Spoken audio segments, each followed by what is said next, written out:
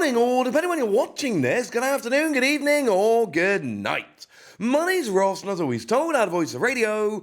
So today we need to look at more news from, well, Terastal Festival over in Japan, Prismatic Evolutions over here, and it's gonna be a good set, ladies and gentlemen. It's gonna be a fun set, and now we've got another of the secret rare, special illustration rare evolutions to have a bit of a look at. We've got ourselves Vaporeon. I don't know what's going on with the reveal schedule here. No idea, frankly. We had 4 of them yesterday. I'll give a quick reminder of them in a little bit. We've now got the Vaporeon today.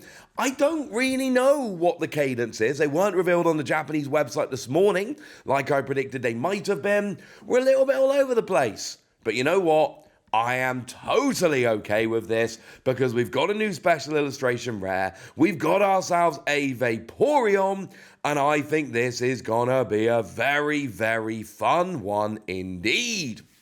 Now, in terms of the artwork here, this is about what we're coming to expect. Now, obviously, I showed you the poster a little while ago, which actually has all of the alternate art, the special illustration rare evolutions on. But let's face it, that doesn't really give you a great look.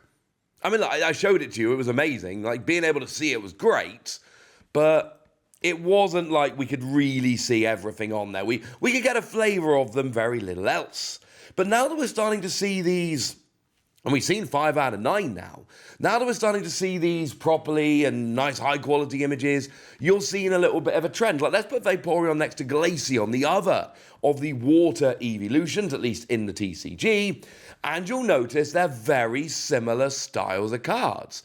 You've got the evolution in the middle quite big, and then what I'm going to phrase as an appropriate background.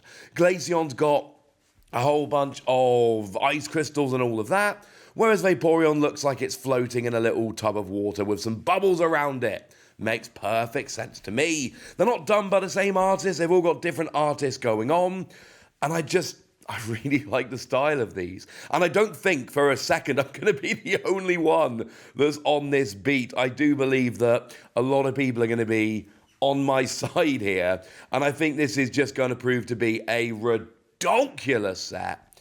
But you know what? That's kind of cool. Unless you're actually trying to collect them, which I know a lot of people are going to be trying to collect them, and that's going to be a bit more difficult. Let's be real here. Trying to get the whole collection of 9 of these is going to be a pain. They are not going to be cheap or unpopular cards, so you're going to have to work a bit if you want to try and get these. And you know what? I think it's going to be a little bit worth it. Now, if we remind ourselves playability-wise about the Vaporeon here, we can have a look at both versions of it. And what we've got is 2 energy, and it does 60 damage, but that's to all of your opponent's Pokemon EX. It's not just 60 damage to one Pokemon, move on with your life. No. We're talking 60 damage to all of your opponent's Pokemon EX, and against some decks, that is going to work quite nicely. Also, remember how I showed you the Glaceon yesterday? Well, remember how I said the best thing about the Glaceon was that it's got an attack that gets an automatic KO on any one of your opponent's Pokemon that has exactly 6 damage counters on it? Yeah. This really does feel... Obviously, this attack doesn't apply weakness or resistance. Should add that. But the pair of them together is going to be quite nice. Now, with all of these EVs, the issue is going to be the energy line. The energy line is going to be a little bit awkward. And, you know, between these 2 Pokemon, the good news is, if you ignore the second attack for Vaporeon, the second attack is 280 for a Fire, Water, and a Lightning, and it can't attack next turn. I think we need to ignore that. It's a decent attack. 280 is a decent amount of damage, but I think we need to ignore it. If we ignore the second attack on Vaporeon here, then we can basically just go Water Energy, and then add some Grass and Darkness for Glaceon. There is a deck here. There is a deck here where you basically do 60 to all the EXs with Vaporeon, and then you just attack 3 turns in a row with Glaceon, and that's it. That's the whole game. And then you win, and jobs are good. And is it going to work? I don't know. But you've got to admit it's going to be tempting and worth a try. And remember that these evolutions here are getting better and better as time goes by. We've got the new Eevee from Surging Sparks, which lets you evolve the turn you play it, even if it's the very first turn of the game. So that's going to help you get rolling. We've got cards like Crispin, for instance, which will allow you to attach an energy while searching out another energy, and that's going to help get these things rolling. Or we could play around with things like Sparkling Crystal, for instance, which is an ace spec you can attach to a Terra Pokemon, and it reduces their attack cost by 1 of any energy. And when you combine cards like that with the Eevee, we are in a situation where we're going to be able to start rolling here quite nicely. And I kind of love this. It's going to make a difference. It's going to make things a little bit easier. I'm not saying Vaporeon's going to be some kind of like meta-breaking monster, but I am saying it is a very, very, very relevant card that could end up being very good. I'm not such a huge fan of the second attack, which incidentally is the exact same attack we see on Vaporeon and Jolteon, even down to the energy cost. And then if you want to take it a step further, it's actually the same attack kind of we see on Eevee.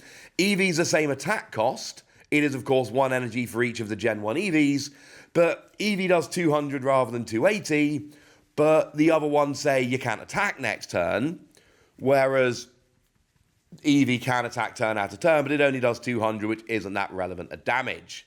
And to be fair, I should mention 280 is a very relevant amount of damage, because you've got things like your weaker stage 2 EXs, think things like Pidgeot, for instance, and then of course you've got V-Stars. 280 is the magic number for getting a one-hit KO on Pokemon V-Star. So this is going to kind of help in that regard. And we saw LAIC this past weekend.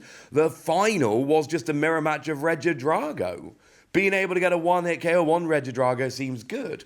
So I'm not saying it's a bad attack, and certainly there is a deck to be made here with Vaporeon, Flareon, and Jolteon, where you're playing those 3 kinds of energy, but then that fuels all 3 of the Pokemon. That is a thing. I'm not sure. We'll have to wait and see. Obviously, we've not seen the special illustration rares of Jolteon and Flareon, but as soon as we do, I will share them with you, because that's the kind of thing that I do. As a quick reminder, here's the other ones we saw yesterday. I've already shown you the Glaceon, but here's a nice little look at the Sylveon, which I think might be, artistically at least, my favourite of the ones that were revealed yesterday. It's a very nice card. But you'll see again, we've got a very similar style going on here. The Pokemon quite prominent and large in the middle, and then an appropriate background for Sylveon, its ribbons. And this, of course, makes perfect sense because, you know, Sylveon. Sylveon kind of loves the ribbons. We've then got ourselves the Umbreon, which I think it's fair to say is going to be the big one. And I did draw parallels yesterday between this and the Umbreon V Max from Evolving Skies. And I'm not saying the Umbreon's going to get up to that ridiculous level. I can't say that. What I did say is that Umbreon's very popular, and that we're in a situation now where people are trying to inflate the price of some of these cards to get bigger hits. And I do think the Umbreon is going to benefit from that. So cross your fingers, you pull the Umbreon. I think trading for it is going to be a little bit of a pain. And then, of course, there's the Eevee, which I also showed you yesterday. We've seen 5 out of 9 now. And this is all basically adding up to Terrestrial Festival is going to be the big one. And obviously over here, Prismatic Evolutions. It is going to be the big set. It is going to be the set where everyone is a little more excited than normal, a little more hype than normal. People are going to be loving this set, and we're already seeing it start to sell out everywhere. It's going to come back into stock. You've got to think, like, look at sets like 151. 151 sold out very quickly and just kept selling out and kept selling out. And one thing we know about Pokemon from the past couple of years, they are definitely paying attention to this stuff. And we're seeing this all over. You know, things like the booster bundle now not being released on the same day as the first set of products. It comes a few weeks later, which I've been suggesting is because it gives them more time to print it. But it also suppresses the demand a little bit, because it means that by the time it comes out, a lot of people have already bought a lot of the product. It's my theory. And I think Pokemon are paying a lot of attention to this, and I think we are going to see a lot better stock levels for this set. I think even if it's initially a bit of a nightmare, which it could be, it's that good a set, I do think it is going to work out nicely in the end. But now, I told you I was going to show you the new Special Illustration Rare, and I have. I told you I was going to remind you about the ones we saw yesterday, and I have. I've told you a bunch of stuff, but I'm afraid now it's over to you guys. Tell me what you think about this Vaporeon. Tell me what you think about all the ones that have been revealed so far. Tell me anything you want to tell me in the comment section. Get us! Be nice! And then make sure you like this video, subscribe to this channel, follow me on Twitter at the Wasi. That's where we talk about Pokemon and a whole bunch of other card games.